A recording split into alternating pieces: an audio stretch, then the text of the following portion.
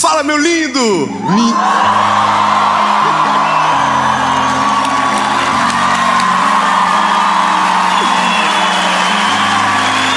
Olha.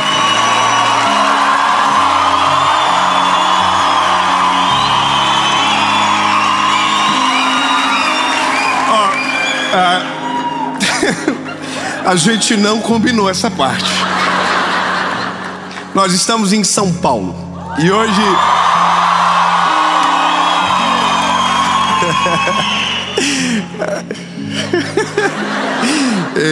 pois é, né?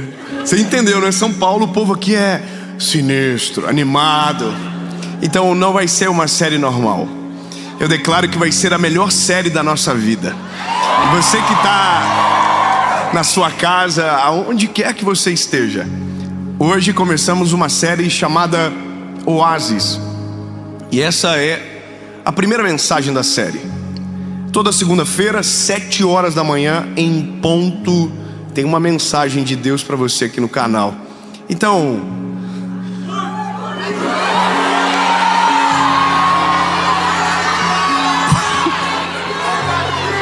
meu irmão, tá vendo? O povo tá me ajudando, porque você vê o vídeo, não vou curtir. Não, curte o vídeo, compartilha, manda no grupo dos amigos, entendeu? Nem que seja para dar uma alfinetada em alguém, manda. No grupo de política que dando maior rebu, manda. Entendeu?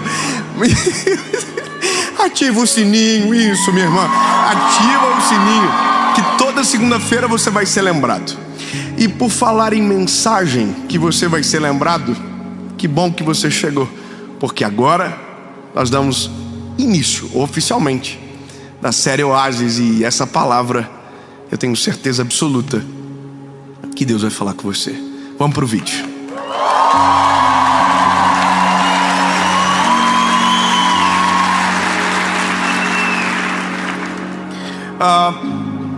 Evangelho de Jesus, conforme escreveu Lucas, capítulo de número 13, versículo de número 6. E dizia esta parábola: um certo homem tinha uma figueira plantada na sua vinha e foi procurar frutos nela, porém não achou. Eu me lembro desse texto de quando eu me converti, quando eu aceitei a Jesus lá no começo da minha jornada com Jesus. Foi uma das primeiras mensagens da minha vida que eu preguei. Essa mensagem, ela mudou a minha vida, ela marcou a minha história. Eu nunca imaginei que um dia eu revisitaria por conta de uma experiência nova. Exatamente isso, uma experiência nova com Jesus que me fez entender algumas coisas de maneira distinta. Então, eu quero que você entenda que essa pergunta que vai nortear a caminhada: Deus, o que eu faço? Ou qual caminho eu devo seguir? Ou será que eu saio da onde eu estou? Que são inquietações tão rotineiras das pessoas. Essa mensagem, ela é poderosa para responder a um tempo da nossa história. Deixa eu te dizer como nasceu.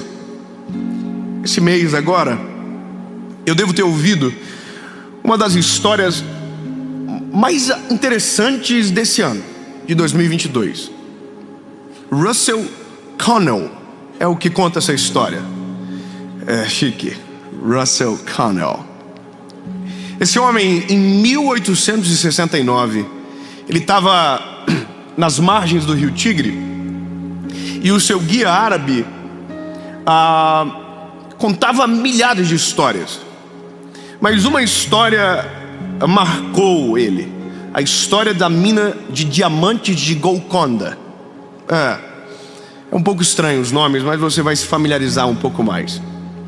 E aí existia um homem que é o centro dessa história, chamado Ali Hafed.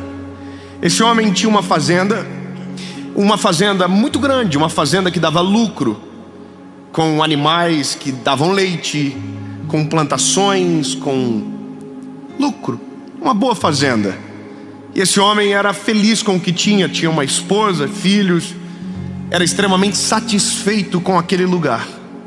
Mas um dia ele recebeu a visita de um velho padre na sua casa, que lhe contou uma história de um lugar distante que haviam descoberto uma mina de diamantes.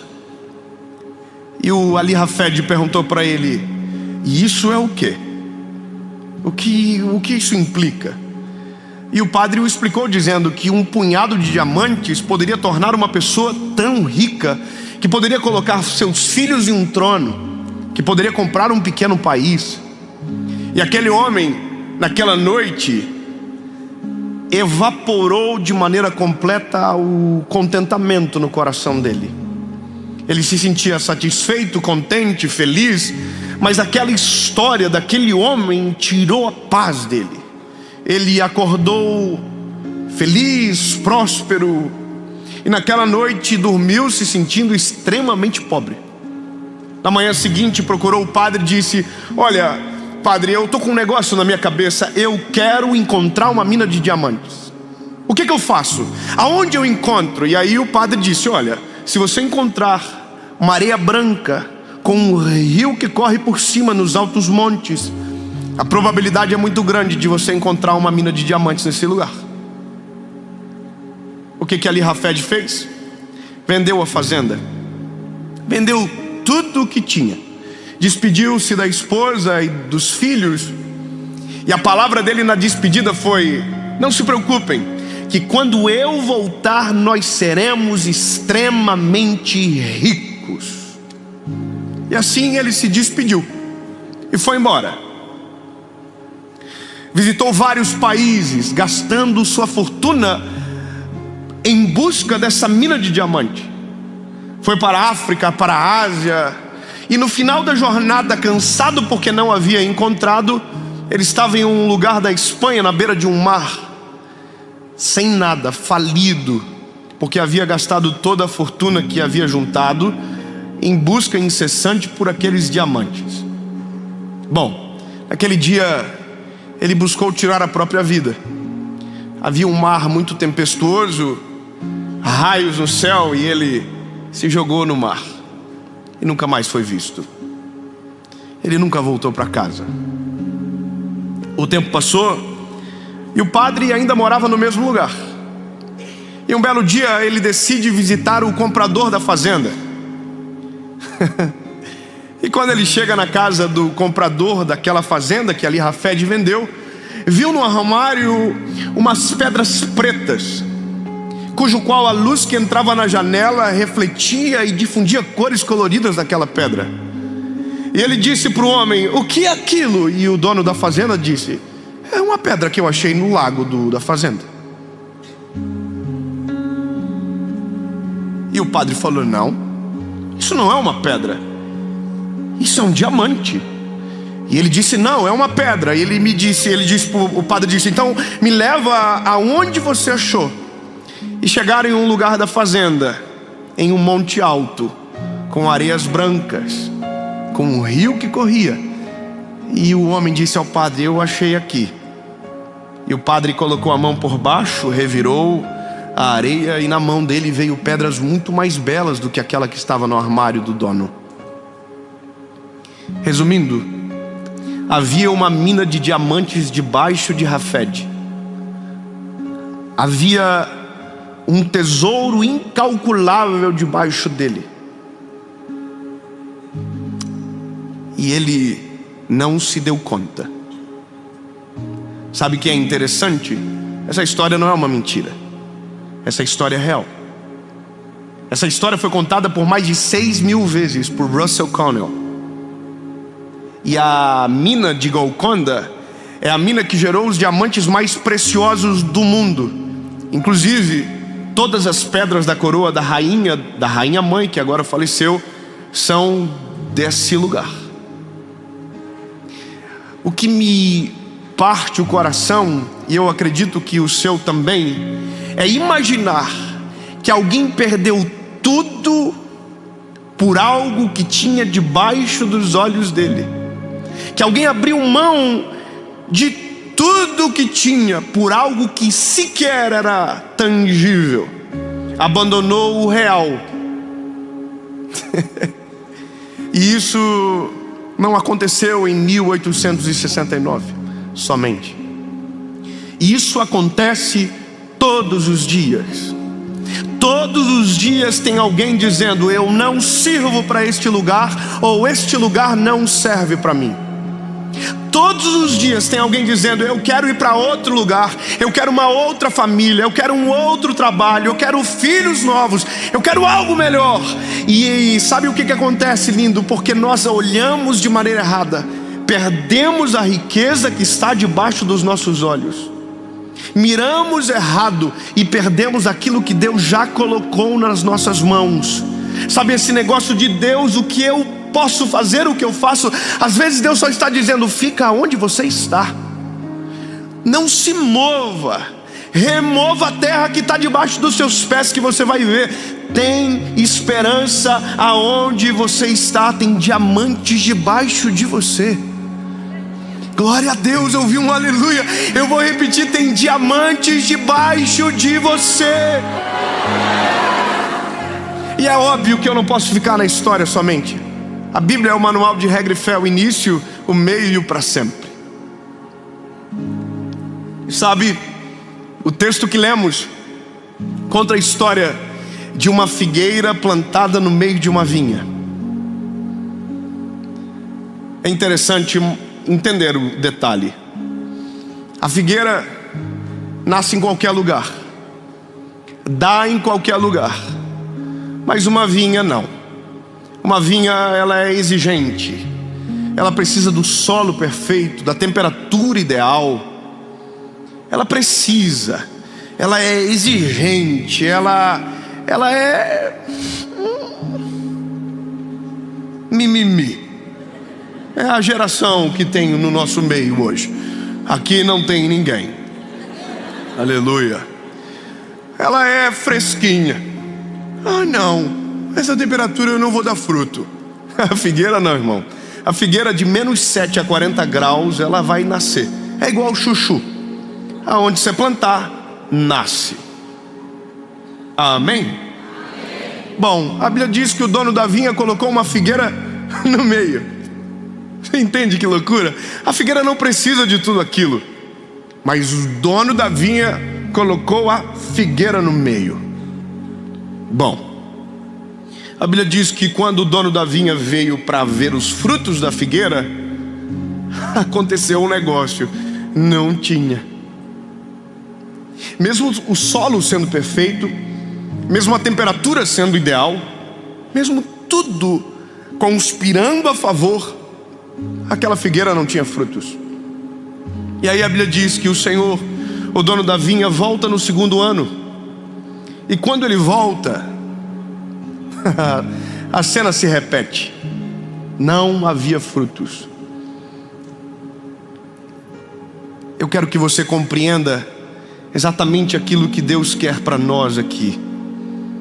Nós somos a figueira, nós não somos a vinha ou a videira.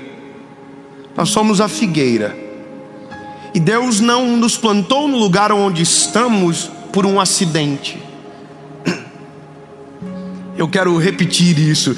Nós não fomos um acidente de Deus no lugar aonde nós estamos plantados.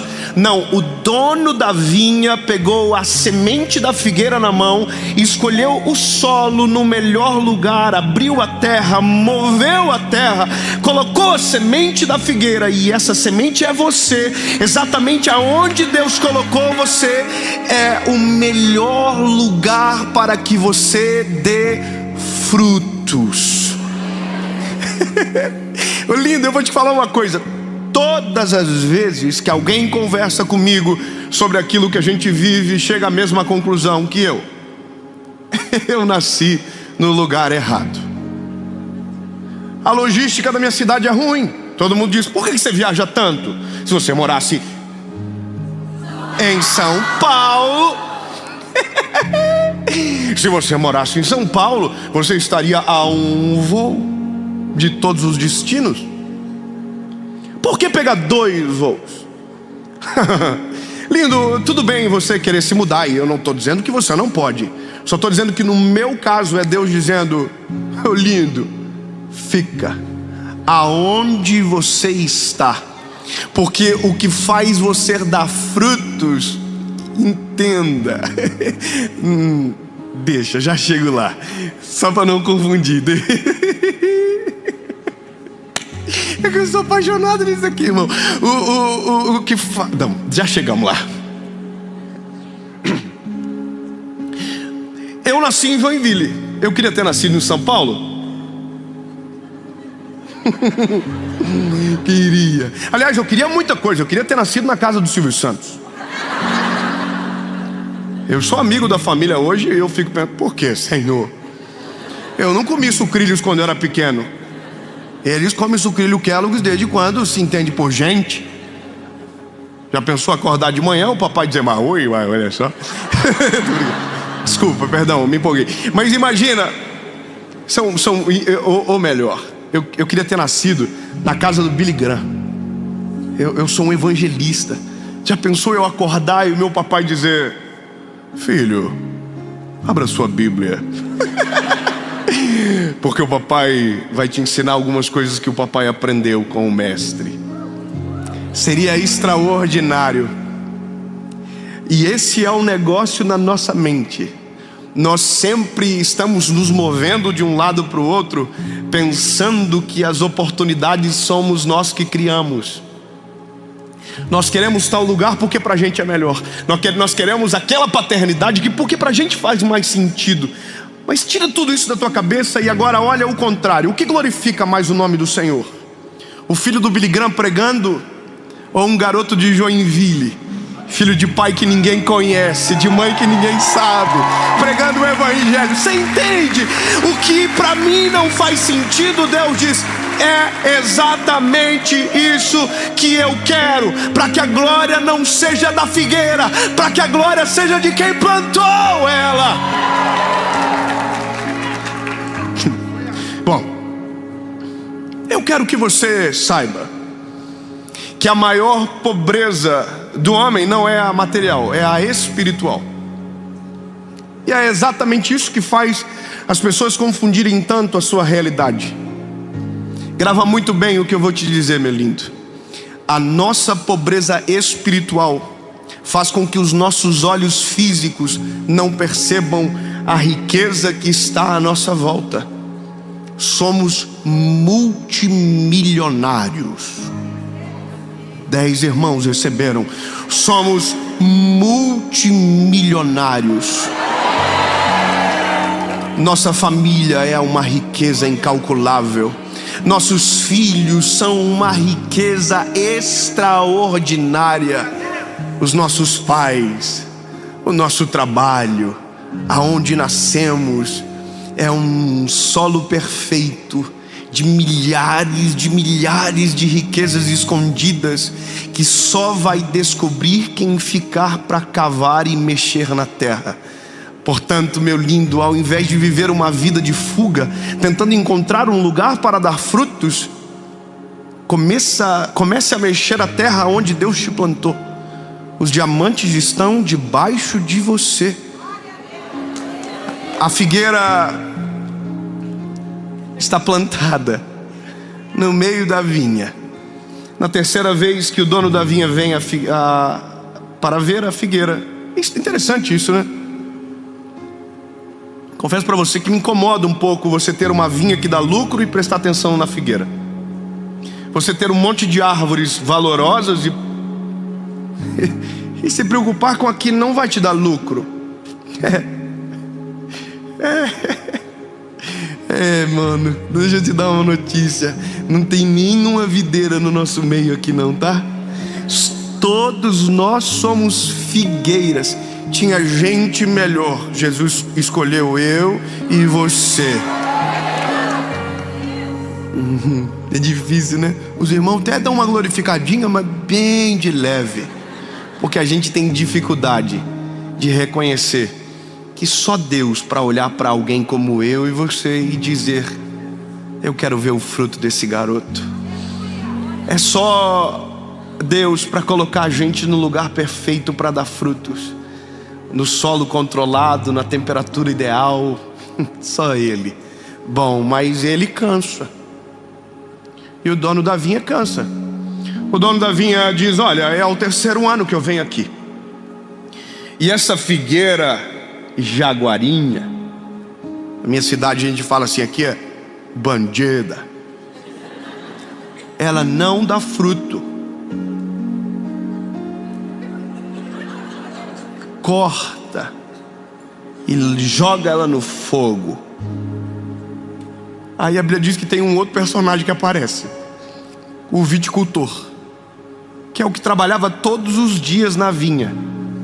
Ele é especialista em videira, mas a figueira está ali, e ele está apaixonado na figueira. E ele diz para o dono da vinha: mais uma chance. Obrigado. Alguém entendeu? Alguém entendeu? Eu vou dizer de novo. O viticultor diz: mais uma chance. Irmão, a chance é sua. Fala pro irmão que está do teu lado, que ainda não descobriu que é milionário. Fala assim: mais uma chance. Mais uma chance para você ser grato a Deus pelo teu trabalho. Mais uma chance para você parar de reclamar. Mais uma chance para você começar a celebrar o que Deus já te deu. Mais uma chance. Mais uma chance para o fruto aparecer.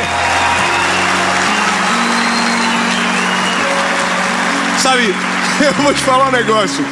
O viticultor tem a gente sabe quem ele é.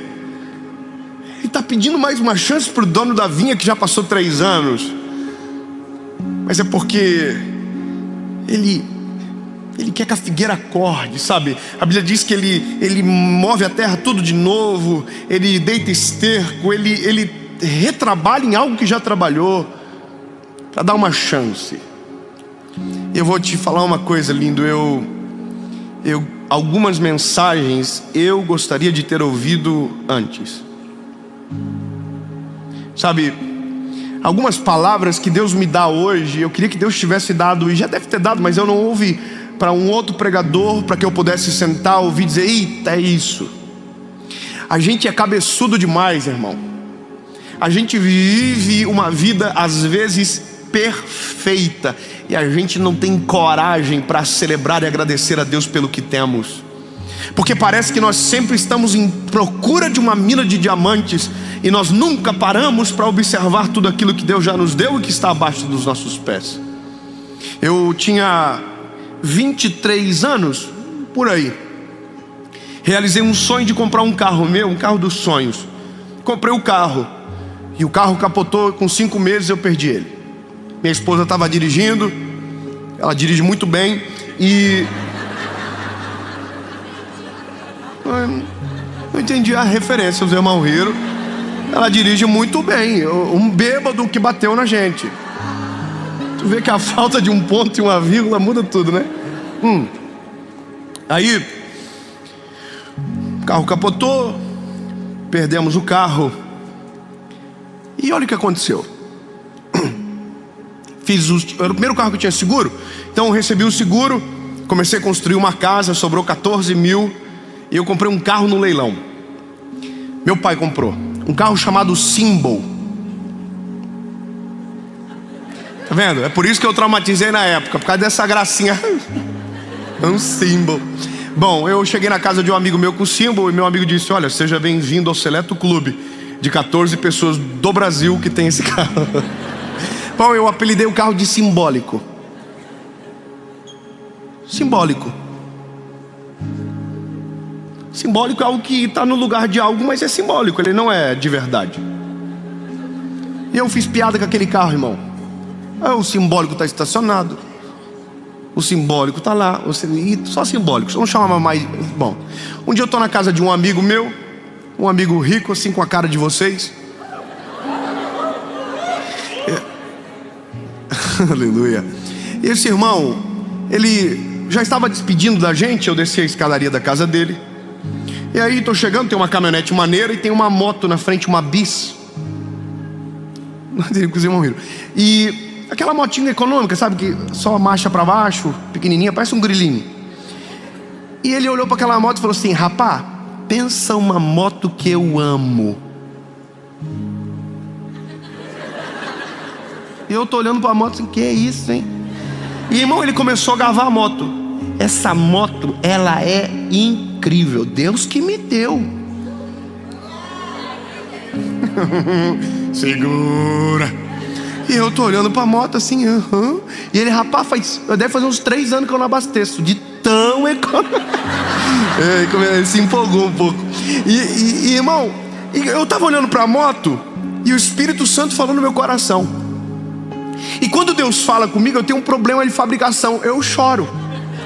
Então, eu tô olhando pra moto, Deus tá falando comigo, e o que Deus tá falando comigo é assim: e você? Que ainda não aprendeu a ser grato pelas coisas que eu te dou, que não parou para perceber que o que você tem é o sonho de muita gente. Irmão, eu tô olhando pra Bise assim já.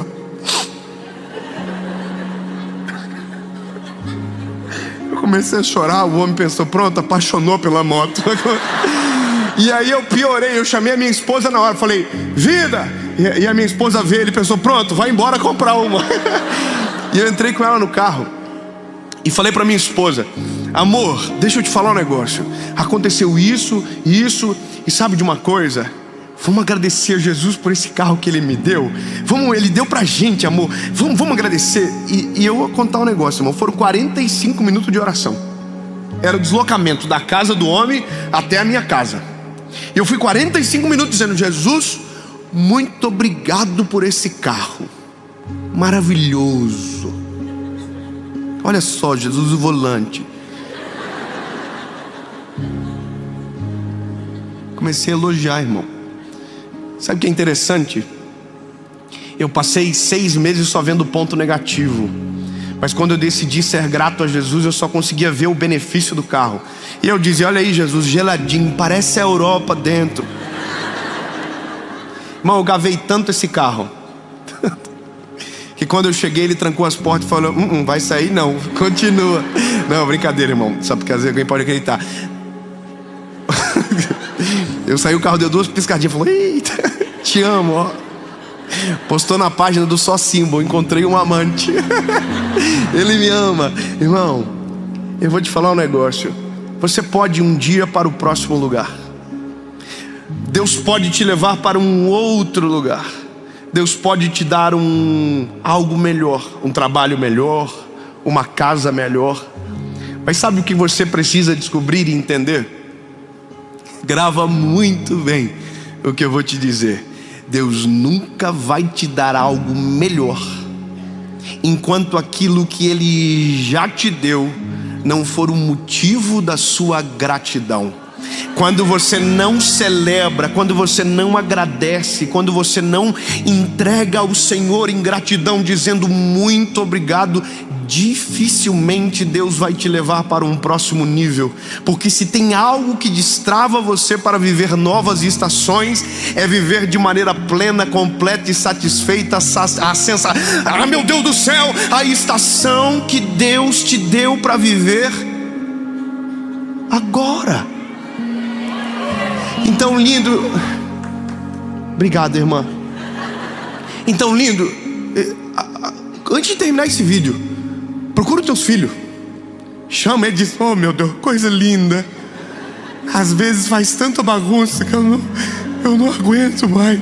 Mas Jesus, obrigado, abençoa. Vai no seu carro que você reclama a semana toda, entra nele e diz, Jesus, muito obrigado, Senhor. Pode não ser o melhor, mas é o que eu tenho agora. Muito obrigado, Jesus. Vá para o seu trabalho, entra, abençoa todo mundo, abençoa até a Jéssica que recebeu aumento e você não. Sabe, tem uma Jéssica no meio que for feliz aí, ó. Profético. Você entende? Abraço, chefe, de obrigado, Jesus. Espera uns 5 dias para a mensagem trabalhar bem em você, mas depois faz. Mas entenda, você não precisa ir para um outro lugar para ser rico, para ser feliz, para ser satisfeito.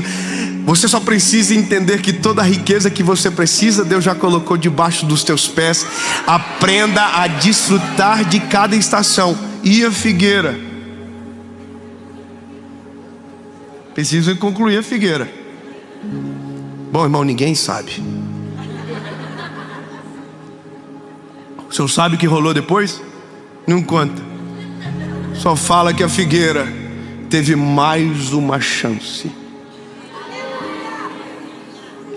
Eu não sei o que vai acontecer depois com você, mas eu sei que hoje Deus está te dando mais uma chance.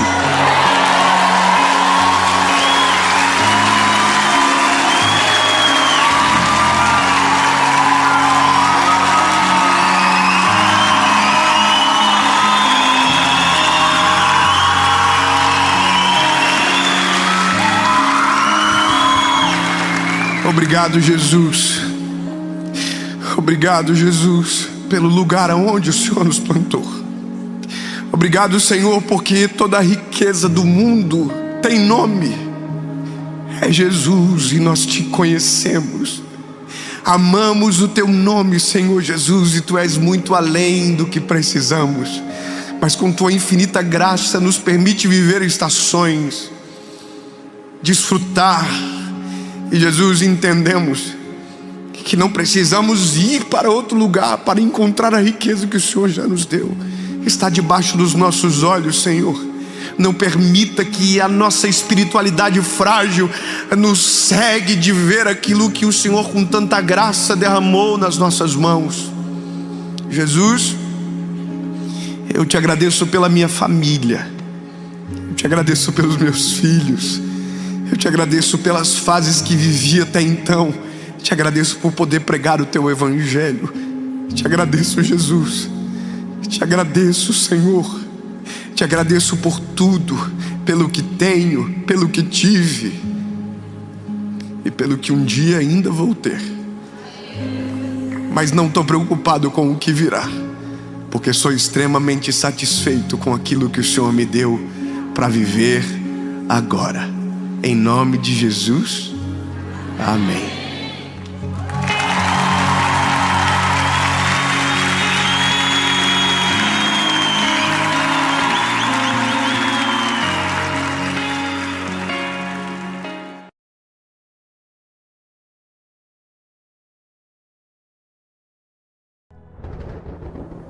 Primeiro Samuel, capítulo de número 17, verso de número 45 diz: Davi, porém, disse ao filisteu: Tu vens a mim com espada e com lança e com escudo, porém eu venho a ti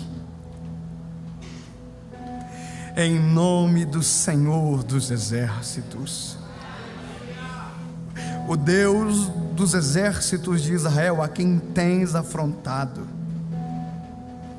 Hoje mesmo o Senhor te entregará na minha mão, e ferir-te-ei e te tirarei a cabeça, e os corpos do arraial dos filisteus darei hoje. Mesmo as aves do céu e as bestas da terra, e toda a terra saberá que há Deus em Israel. Normalmente, os mais improváveis são os mais corajosos. Normalmente, os desacreditados são os que arriscam. Os que todo mundo diz não vai dar. Parece que isso gera um conflito interno de dizer: ah, é? Então espera para ver. Não é algo de orgulho, não. É porque os improváveis, eu tenho a impressão que Deus olha e diz: eu prefiro usar quem ninguém acredita, para que a minha glória se aperfeiçoe na fraqueza.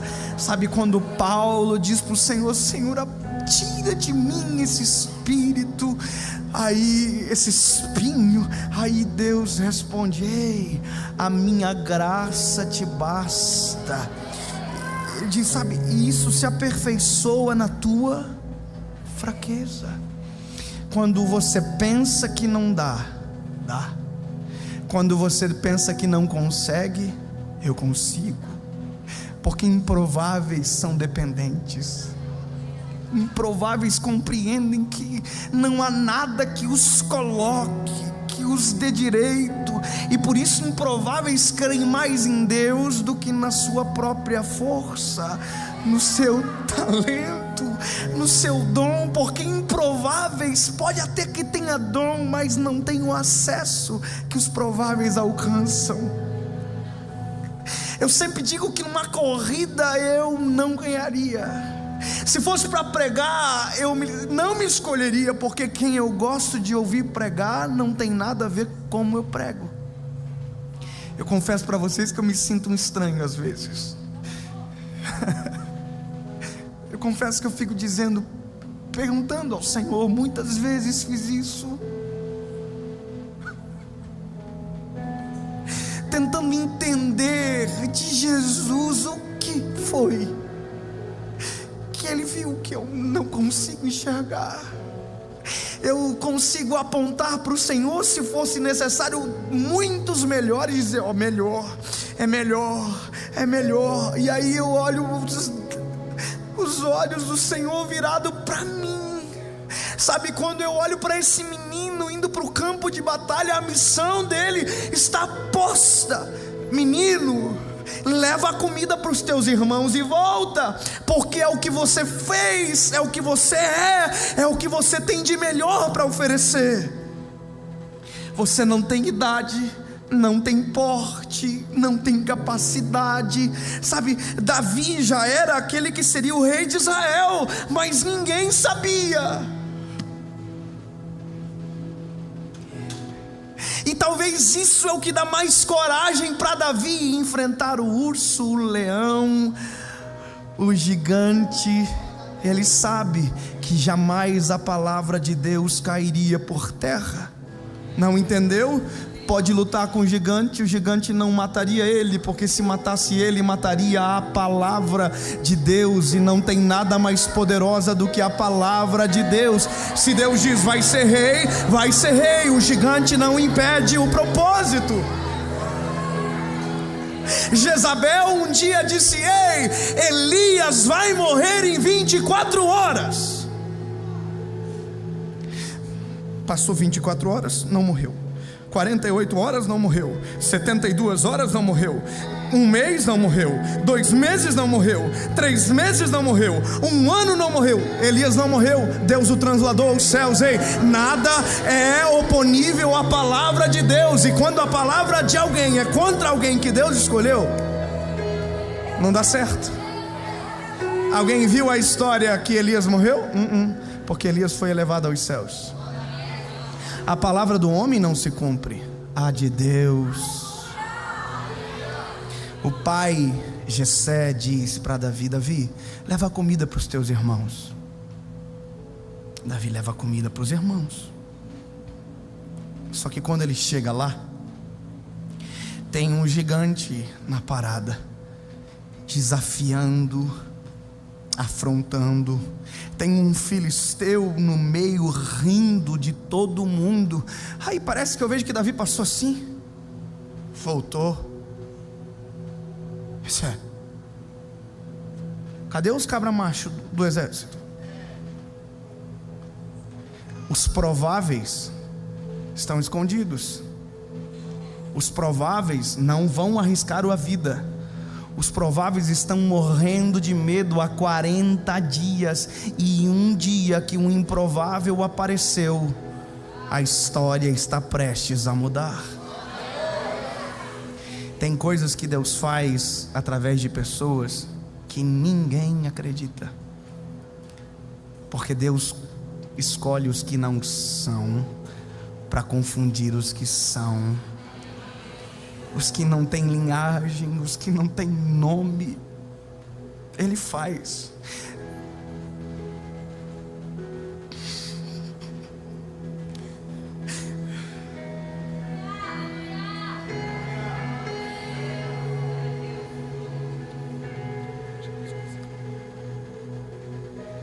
Davi diz: ei, deixa para mim. deixa pra mim. Aí tu diz assim, não, você é pequeno, rapaz, você não dá. Aí chama o Saul, ó, Saul, ele quer ir, não vai não. Eles, eu já matei um leão, eu já matei um urso, mas ninguém viu. Pois é, mas se morrer não vai fazer falta. Não deixa, ué. Sabe o que é isso? A missão que colocaram para ele era essa aqui. A missão que Deus deu para ele é essa aqui. A missão dele está no gigante, a que Deus deu. A missão do pai dele está na comida de quem era ser comida de gigante. Então, chega uma hora na nossa vida que a gente escolhe. Ou a gente cumpre aquilo que Deus deu, mesmo sendo muito grande para a gente. Ou a gente cumpre aquilo que o mundo estabeleceu para nós, mesmo sendo pequeno para aquilo que Deus estabeleceu. Sabe, improváveis também precisam escolher. Chega uma hora que a gente diz, olha, ou eu vivo a vontade de Deus, ou eu vivo aquilo que todo mundo diz que eu posso ser, até onde eu posso ir, o que eu vou conseguir, sabe? Porque o que o mundo disse para mim não combina com o que Deus sabe ao meu respeito. O que a minha geração disse para mim não combina com aquilo que Deus está fazendo agora. O que a minha história, da minha família, da minha geração me viveu e permitiu viver, não combina com aquilo que Deus sonhou, planejou e estabeleceu. Aqui está a improbabilidade. Aqui está a probabilidade. Chega uma hora que eu escolho, ou eu venho para a improbabilidade para viver o milagre e acredito, ou eu fico na probabilidade e cumpro a expectativa das pessoas. A expectativa de Jessé é comida, a expectativa de Deus é mata o gigante. A expectativa do pai é volta com a tigelinha vazia. A de Deus volta com a cabeça do gigante. A expectativa de Deus ao seu respeito é maior daquilo que você expectou para a própria sua história. Deus tem algo maior, porque bem sei que os teus sonhos são maiores e melhores do que os meus. Aí Davi, antes de matar, fala que vai fazer. Não tem funda, não tem nada. Ele diz, olha, hoje a festa acaba. Improbabilidade. Eu vou matar você, vou cortar a sua cabeça, só que em toda Israel saberão que há um Deus. Ele está dizendo, a improbabilidade não se aplica na minha capacidade, mas no poder sobrenatural de Deus agir. Ele está dizendo, você vem com espada e eu vou em nome do Senhor Jesus dos exércitos. Sabe qual é a questão? A improbabilidade para muitos também é perigosa. Tem gente que quando vive algo improvável pensa que isso está atrelado à capacidade que Deus o deu. Foi Deus que... Não. Sabe, é meu. Não, é dele. Eu sempre digo, eu não sou um pregador. Eu conto aquilo que Deus me deixa entender. Eu não sou alguém, eu sou filho dele. E é ele que faz o negócio virar. Não é a gente. Quando eu coloco na força do braço, eu perco a improbabilidade para viver a probabilidade do talento, daquilo que eu aprendi. Mas quando eu tiro das minhas mãos, eu digo, estou em nome do Senhor dos exércitos. Eu estou dizendo, a partir de agora é o improvável, o incansável, o inatingível, porque agora não é mais meu, é com ele. E é dessa maneira que o Davizinho entra no campo de batalha. Tentaram colocar couraça, capacete, mas nada deu, porque o que Davi precisava não era o que o homem tinha para dar, era aquilo que Deus já havia estabelecido. Eu não preciso daquilo que as pessoas acham que eu preciso daquilo que o Senhor tem para mim. E para Davi Deus tinha uma funda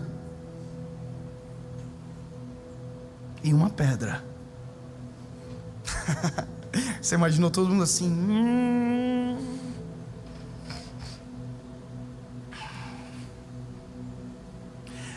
Vai morrer na mão do gigante. O gigante vai trucidar.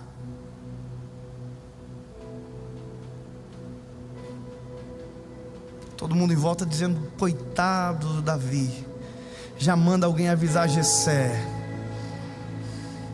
Esse ministério não é para ele, esse ministério não é dele, isso é fogo de palha. Eu ouvi isso, vai passar fome. Avisa esse menino sair logo daí. porque sei em quem tenho crido e sei que és maravilhoso. Ei, e o gigante estava assim: é com isso aí que você vem contra mim? Cadê a sua linhagem? Cadê as suas armas? Cadê a sua história? Quem você é?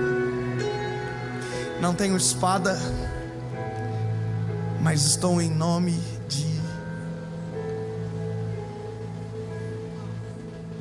Jesus.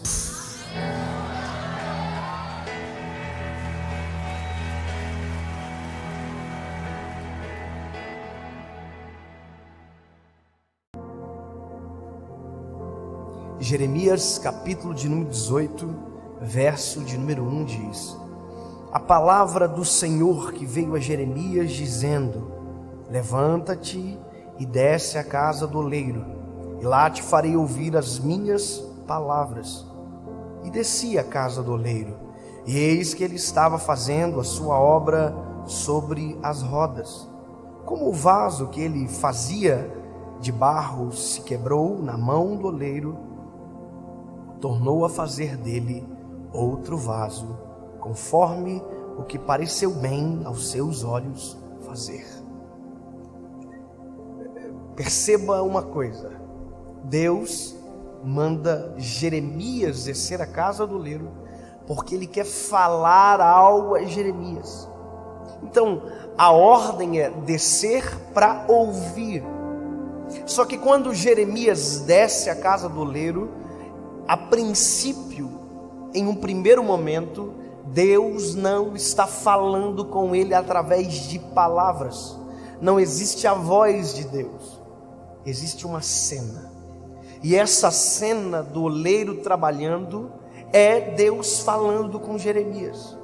Sem palavras, mas com uma obra acontecendo perante os olhos de Jeremias. Isso me diz algumas coisas. Primeiro, Deus sempre, quando fala para ser compreendido. Deus não é um Deus de confusão, que quando fala, nos deixa em dúvida. Sempre quando Deus fala, nós entendemos. Ou seja, quando você diz que não sabe se foi Deus que falou com você, provavelmente não foi Deus, porque se fosse Deus, você teria certeza. Deus não deixa dúvida, Deus se faz entender de várias formas.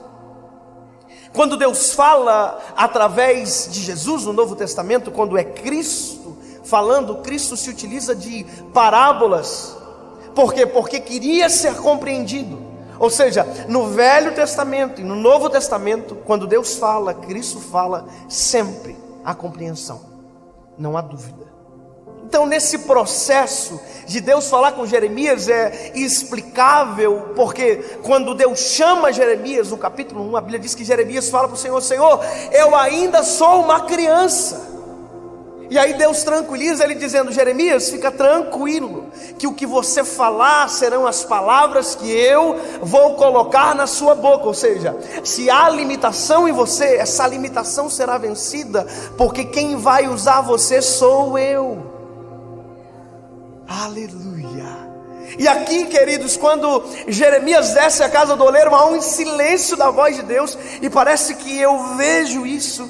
Jeremias para e fica observando o oleiro trabalhar enquanto a voz de Deus não se manifesta. E a Bíblia diz que o trabalho do oleiro acontece na frente de Jeremias. Mas veja, quantas vezes a gente já ouviu esse texto? Quantas vezes a gente já ouviu alguém pregar acerca desse texto? E olha, tudo que a gente ouve, tudo que a gente canta gera um filtro para que a gente olhe para uma palavra como essa e talvez perca detalhes que mudam todo o cenário. Quer ver? A gente cantou durante muito tempo que o oleiro quebrou o vaso, e que o oleiro quebra o vaso e faz de novo. Quebra-me, Senhor, e me faça de novo. Quantas vezes a gente cantou isso? Só que quando você vai para a palavra, você vai perceber que o oleiro nunca quebrou um vaso. Porque quebrar um vaso é falta de perícia.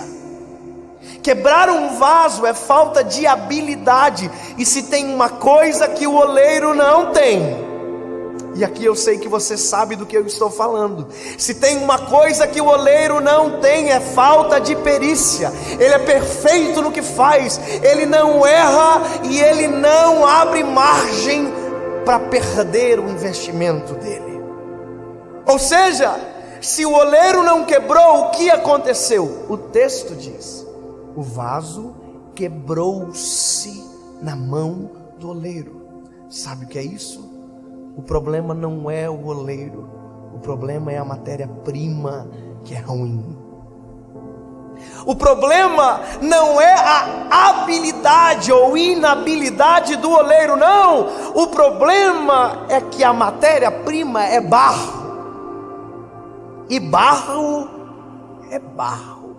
Aliás, o que me alegra é saber que o oleiro chama de vaso aquilo que nem ainda vaso é. O oleiro olha para o barro e diz: isso aqui é vaso. Enquanto todo mundo olha para barro e chama de barro, o oleiro diz: isso aqui para mim é vaso. Ou seja, ele é o único que olha para aquilo que todo mundo despreza e diz: não, é vaso. Mas não tem formato de vaso, mas eu sei fazer, eu sou oleiro. Então, essa é a primeira fase. O oleiro pega o barro, pega algo que ninguém valoriza, que está no chão, coloca sobre as rodas. A roda começa a mexer, ele molha as mãos e começa a trabalhar no barro.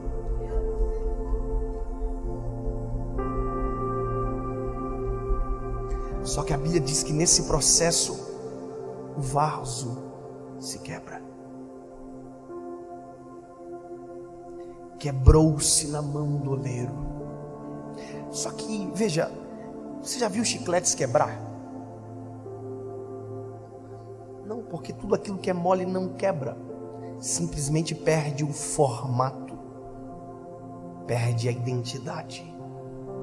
Então o oleiro está trabalhando no vaso, que ele chama de vaso, porque ainda é só um barro mole. Ele é o único que vê no barro, só ele enxerga. Ele está trabalhando.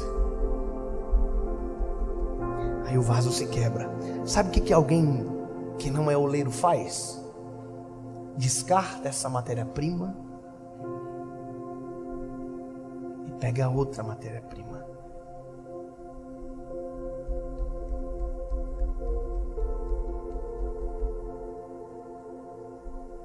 Mas a Bíblia diz que o oleiro não.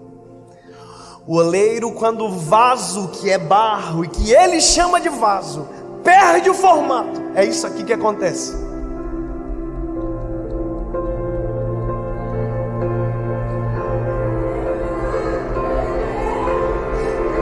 Ei, o lugar para perder o formato ou para quebrar como você quer é na mão do oleiro. Porque se você quebrar fora da mão do oleiro, você vai ser visto como todo mundo te enxerga, barro. Mas se você quebrar na mão dele, ele olha e diz: vou fazer novamente um vaso de novo. Porque ele não desiste da matéria-prima que comprou com sangue precioso na cruz do Calvário. E sabe o que é isso? Isso é o maior gesto de intimidade, porque o oleiro interfere em nós com as suas mãos.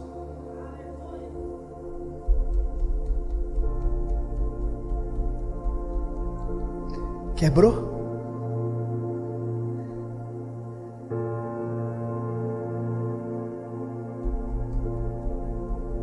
Eu não desisto. E isso Jeremias está vendo. Só que deixa eu te dizer, isso aqui é uma fase. E a nossa vida é feita de fases. Fases nas mãos do oleiro. Porque veja, esse vaso ainda não pode ser colocado nada dentro dele. O princípio de existência dele ainda não é atingido. Sabe por quê? Porque ainda não dá para colocar nada dentro dele. Não dá. Porque ele ainda está mole. E Paulo vai dizer: tendo porém tesouros em vasos de barro. Qualquer coisa que for colocada dentro dele agora adere a ele. Isso é o maior perigo da gente, quando aquilo que a gente recebe adere a nós. Você já viu gente que mal começou já está se achando? Já viu gente que pregou uma vez já se acha melhor do que o outro? Você já viu gente que porque canta melhor acha que é melhor do que alguém? Eu sou melhor. Você é vaso igual a todo mundo. O que muda é o que tem dentro, e o que tem dentro não é seu, é dele. Só que veja, é por isso que a gente precisa respeitar as fases. Aqui, só porque tem formato de vaso não significa que é vaso. Só porque tem formato de vaso não significa que está pronto. E a gente tem que ter essa percepção. Ter o formato de vaso não nos diz ser vasos, porque tem processo para acontecer. E o processo do vaso é esse: quando o oleiro termina, a Bíblia diz que ele pega o vaso e leva para o forno. E agora, meu amigo, não se trata mais da habilidade do oleiro, se trata da nossa. Não se trata mais da habilidade do oleiro, se trata do nosso caráter. Porque dentro do forno as mãos do oleiro não nos acompanham. Dentro do forno é um ambiente de solidão, mas é um ambiente de preparo, e que a gente precisa. É nesse momento que os não se apresentam na nossa vida. É nesse momento que a gente não consegue ver quando, porquê não acontece com a gente. Só que nesse momento é um momento de ficar em silêncio. O problema é que quando as pessoas saem das mãos do oleiro e vão para o forno, no forno reclamam, murmuram e dizem: o problema meu é minha igreja, o problema meu é meu pastor, o problema meu é minha liderança, o meu problema é que Deus, chato. O problema é que você não entende o processo. O problema é que você não fica quieto aonde deveria silenciar. O problema é que a gente é imaturo, e por isso que tem gente que vive a vida inteira e não alcança o seu propósito. É porque não respeita o processo para viver o propósito. Nós precisamos entender isso. No silêncio, Deus está trabalhando. Você está angustiado dentro do forno. Deixa eu te dar uma notícia: é ruim dentro do forno, mas o forno fica dentro da olaria. Enquanto você está no forno, o oleiro está fazendo outro vaso, mas olhando para você, porque daqui a pouco vai chegar o momento que ele abre o forno e aquilo que era barro mole agora é vaso. Só que tem uma coisa: tem gente que quebra dentro do forno, e o forno não se abre enquanto o processo não termina para quem estiver junto. Sabe que isso acontece? Você quebra dentro do forno porque não para, porque reclama, porque murmura, porque sempre acha que tem razão. E quando o forno se abre, os outros vasos que respeitaram o processo estão prontos, e você não. Passou pelo mesmo fogo, o mesmo forno, o mesmo processo, só que quem ouviu e respeitou, rompeu. E às vezes a gente está quebrado aqui. Aí o oleiro tem que pegar você, levar para as rodas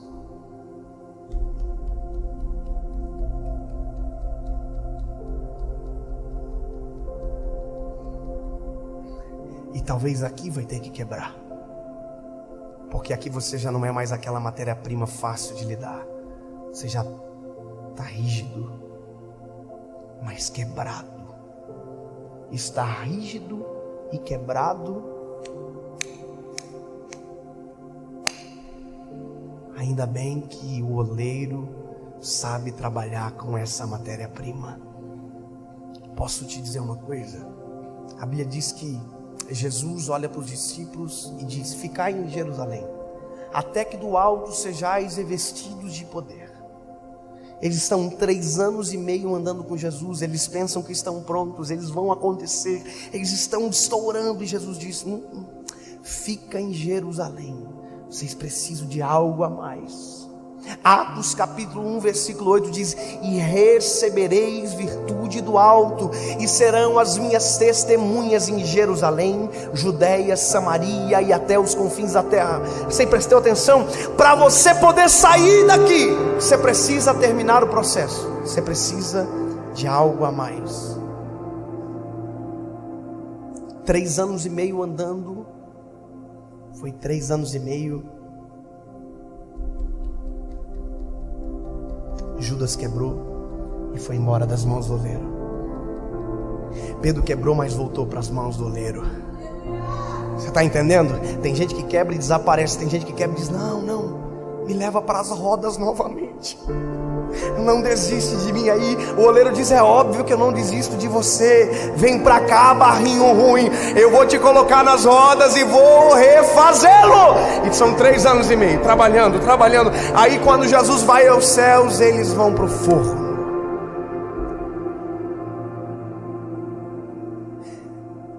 E a solidão.